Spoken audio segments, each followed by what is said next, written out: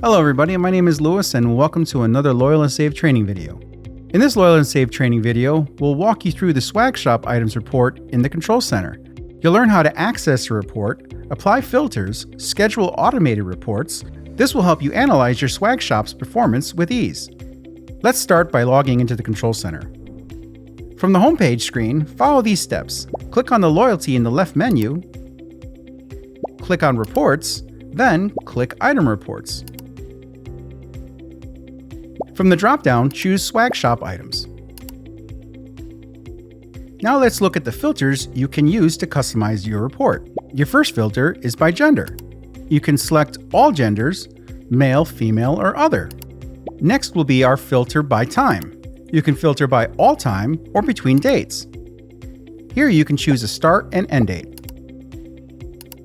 Next will be our item type. You can choose all items, merchandise, or coupons. Next will be our coupon type. You can choose all, dollar amount off, free item, or percentage off. Next will be our filter by customer. You can choose all or filter by customer. Next will be our order by. Your options are redemption date, item name, customer email, total tokens, and delivery date. As you can see with each selection, you can choose ascending or descending. Finally will be the filter by column. Your options are by name and barcode. For this example, we'll choose by name. Let's type in test, and we'll generate the report.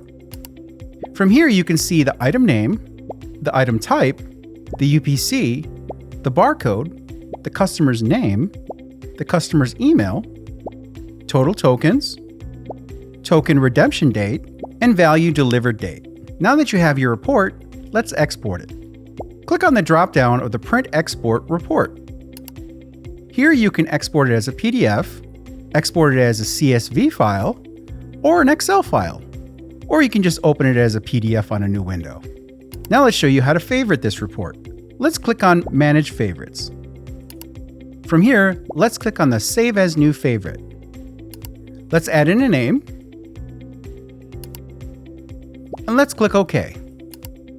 As you can see, this report has been saved successfully as one of our favorites. Let's click OK. After saving, you can access that report in your Favorite Reports section. Now let's show you how to schedule this report. Let's click on the drop-down of Schedule Report and Schedule Report. Let's click on Create New Scheduled Report.